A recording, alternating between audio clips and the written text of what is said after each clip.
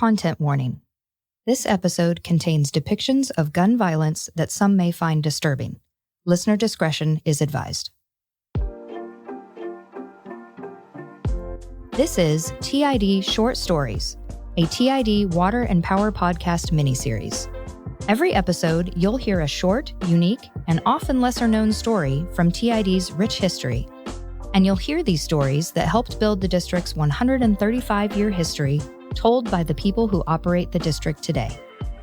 On today's episode, TID General Manager Michelle Reimers tells the story of an ill-fated day for TID's most recognized leader as he stared down a violent challenger.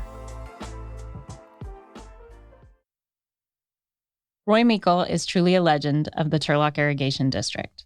His work ethic was admired, his advice taken, and his respect like a badge of honor. Stories about him paint a picture of a public servant with an authoritarian management style and the trust of all, especially the TID Board of Directors, who allowed him to be the lone negotiator on Tuolumne River issues with other agencies. He is also the only TID employee known to have ever been shot while on the job.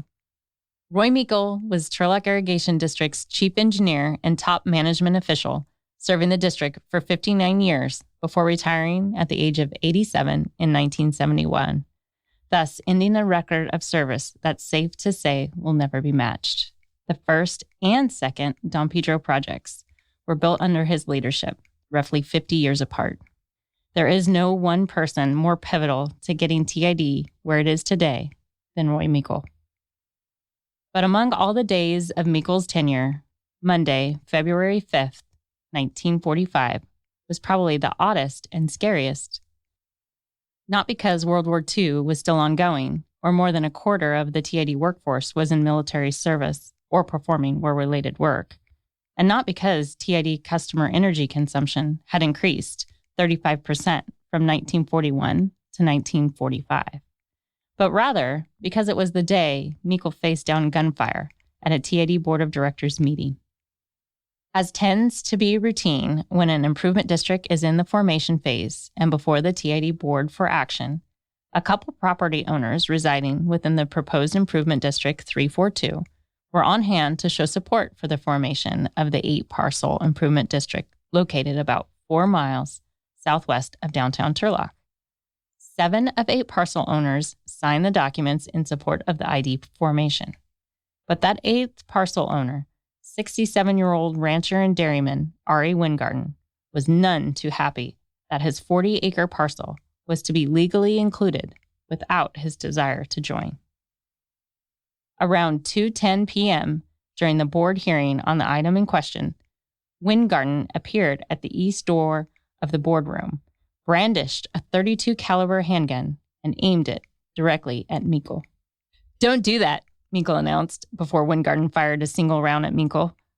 Newspaper reports indicate Meikle's body was sideways from the line of fire, and the bullet grazed his abdomen before entering the back of his right hand between his middle and ring fingers, then exited and landed on the floor near his chair.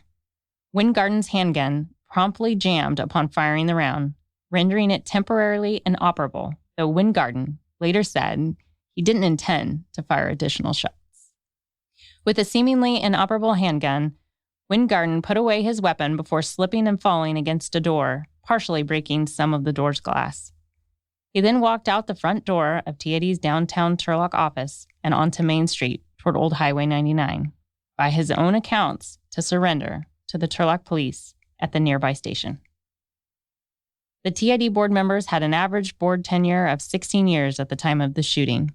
Despite their experience, as well as plans in place to evacuate to the vault in the event of boardroom violence, TID directors John McCabe, D.C. Thornburg, Edward McCombs, C.N. Allum, and Walter Commons remained in their seats after the shot rang out, shocked at the occurrence.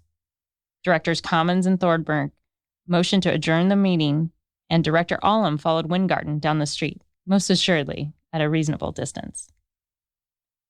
After only a few minutes of what could be described as a low-speed foot chase, Allum pointed out the disgruntled shooter to the Turlock police, who were notified of the shooting via a phone call. And Wingarden was apprehended and arrested on charges of assault with intent to to commit murder.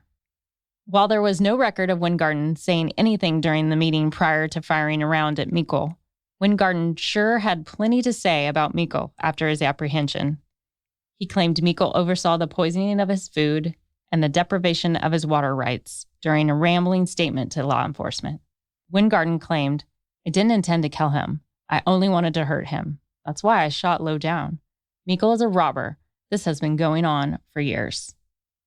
Stanislaus County Sheriff Grat Hogan indicated to the Modesto Bee that multiple reports from Wyngarden made to the sheriff's office over the years helped shed light on Wyngarden's mental state.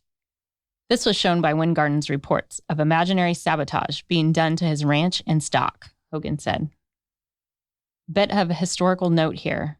The principle that all criminal suspects need to be advised of their rights, also known as Miranda rights, before interrogation was still 2 decades away from its genesis following the 1966 Supreme Court decision.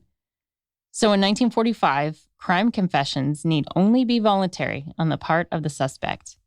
And Wyngarden was more than willing to share what he did and why he did it.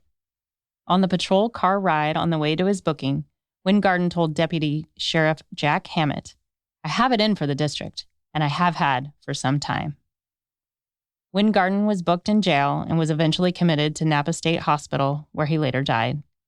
Meikle was treated for superficial wounds at Emmanuel Hospital and returned exactly a week later to present his routine working report to the board. Because it's an important logistical part of the story, here's a quick word on improvement districts, or IDs as they are referred to in shorthand today. They are mechanisms that allow a group of growers to pool resources to construct irrigation facilities. IDs are still common today. They are formed for a number of reasons, such as operating and maintaining ditches, pipes, and wells, as well as drains. TID administers these improvement districts, which is why the formation of each must come before the TID board for action. There's a twist of irony in this story. Here, the most routine of TID board matters resulted in one of the most eventful board meetings in TID history. Today, Improvement District 342 is now defunct. It was reformed and renamed 2 years following the shooting, this time with unanimous approval.